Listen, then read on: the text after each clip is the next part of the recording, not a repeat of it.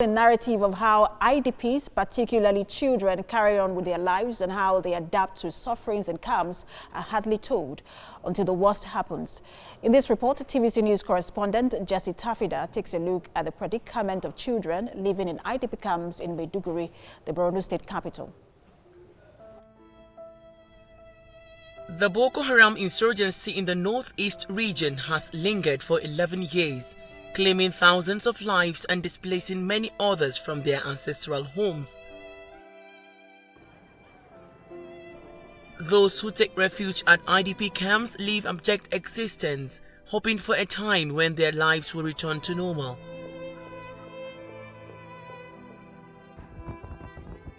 I take a visit to one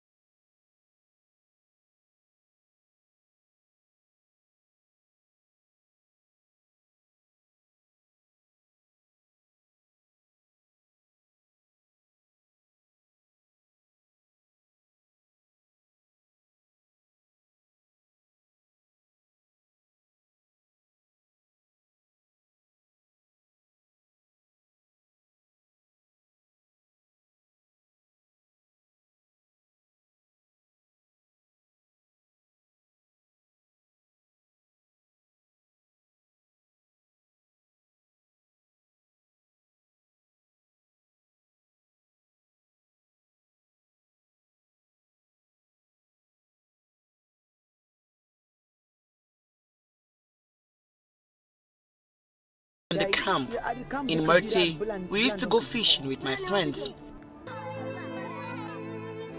There are about 52,000 orphans among the displaced children at various IDP camps that have lost both parents.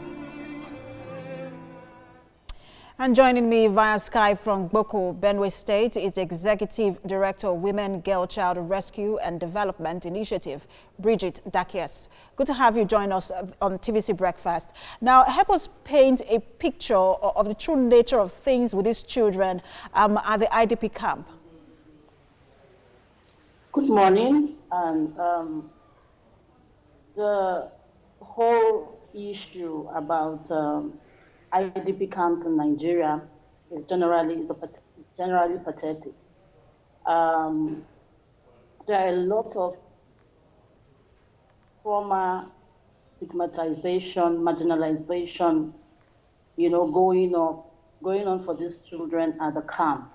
A lot of children were given birth to while at the camp, and these children are gradually coming up, and they do not even realize how it is to live a decent life.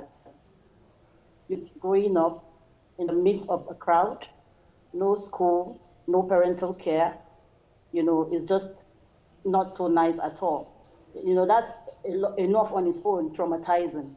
And we also have a set of other children who were given birth to by these women who were adopted by the Boko Haram terrorists and who were eventually released by the activities of the Nigerian military, who were able to storm in and get those women and their children back home. Yeah, but what is home to these people when they returned and then their whole houses were burnt? And they are left. All right, Bridget, I mean, I cannot even begin to imagine what life is like for the children, especially when your perspective of the world is limited to the four walls of that camp. But recently, the federal government said that it can no longer sustain the 5 billion naira it spends on these IDP camps every month. What does this mean for these children? It means that these children do not have hope anymore. If the federal government is, tired of doing all the things that they have been doing in court, They cannot continue or no longer go on to care for these people. Now, these people need to go back to their ancestral homes where they learned a lot. They were in schools, they were in homes, their parents had all of the activities that they were running to cater for the economy, for the well-being of their families. Those children are out of school. The government should consider these children. It is the responsibility of the government to make sure that every citizen in Nigeria is well cared for. And not to talk of these ones who are underprivileged, who cannot even cater for themselves. We have those who are traumatized. I was about to say so, that they came back with babies. Women came back with babies that were given birth to while, at the camp of the Boko Haram. Those of them whom were even impregnated by the Boko Haram terrorists themselves. And when they returned to the camp, they still traumatized them, even while in the camp. They still marginalized them. They call them all those Boko Haram children. So life for these children is not so straight. And we should consider the fact that these children are the same who will grow up and become terrorists themselves in our communities. Absolutely. I mean, that's one, Bridget, just allow me again jump in, because that's one area where a lot of people are worried that, look, this is a ticking time bomb for the country if nothing is done. But there are those who are now advocating accelerated relocation of these IDPs back to their homes. But we know that some of these children are orphans. So what happens now? I'm calling on philanthropies and the federal government to find parents for these people. They should find a way to take care of these children. People and philanthropists have come up to take some that they could cater for. We have orphanages that have taken some, but how much can the orphanages do? How much can individuals like you and I do? How many of these children can we absorb into our homes? Meanwhile, these children even need to go through trauma healing processes, because they have been traumatized. They don't see life the way a normal person will see it. They don't know love. They don't know care. All they know is they are growing up fending for themselves. So if you have to absorb these people into your homes, they need to go through trauma healing processes. They need to go through a lot of love and care to be able to fit in back to the community and feel love again. Now, there are so many, like in Boko, for instance, there are over 480 IDPs, and then including women and children. And these children are homeless. A lot of them are orphans. They do not have a place to go. Their relations are not also buoyant enough, to absorb them into families. All right, Bridget, we hope that something is done soon. I'm afraid we do have to leave it there, but we hope that something is done soon, that someone hears you and do something about this. Bridget Dakias, thanks for talking to us. Let's talk about the issue of children in IDP camps. The point there is children, women, and everyone in IDP in the camps are already going through a difficult situation. But make us understand, how worse off are the children at times like this?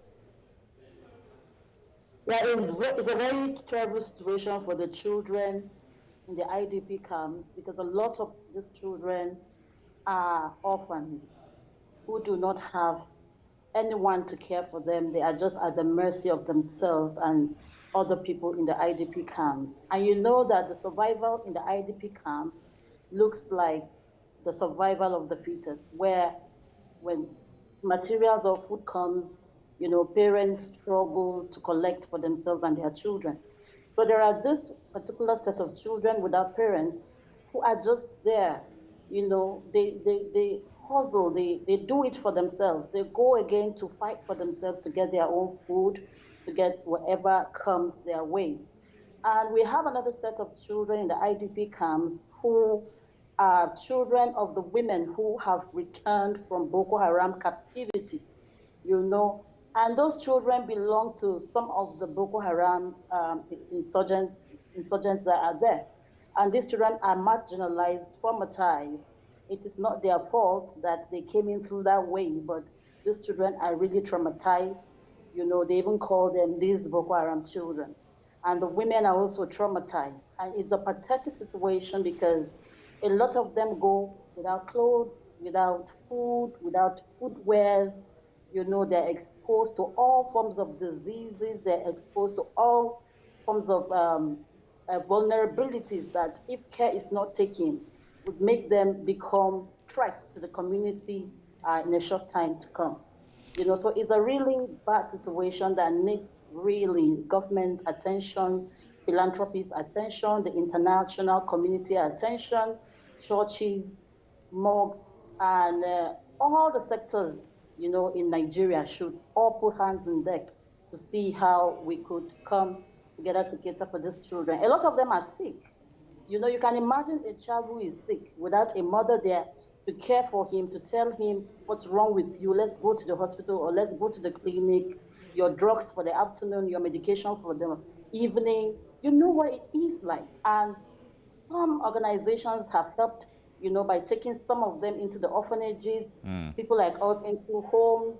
Okay. And how many of them can we continue to absorb? All right, Bridget, if I have to, because of want of time, if you are talking about the collaboration, the government and international organization and all of that, we are aware that churches and mosques and some of these civil society organizations have made different donations at different times to IDP camps. But the point there is, it's not just about food. There's so much that goes into it. What can government intentionally and deliberately do at this time to be able to ensure that their lives are better? We want these people in the IDP camp to go back to their communities. And when we talk about communities, we are talking about safe and secured communities. There is no need that the people are returning to vulnerable communities where they know that their lives are being threatened. Government should sit up regarding security. We want to feel secure as Nigerians. We want to know that where these people are returning to is a secured community where they can live, where they can operate, where children can attend schools without any form of fear, where women can go to the market, where women can go about economic activities to cater for families, where children will be able to attend schools and be able to have the sound mind to compete in schools. All right. Because a lot of them are traumatized. Government should put in place. We have to leave you here now. We certainly, the picture you have painted is something everyone wishes for, and we hope that government and all the partners and civil society organizations and even individuals will all work together for better days ahead for these people. Thank you very much, Bridget Dakis, for joining us from Boko in Benue State.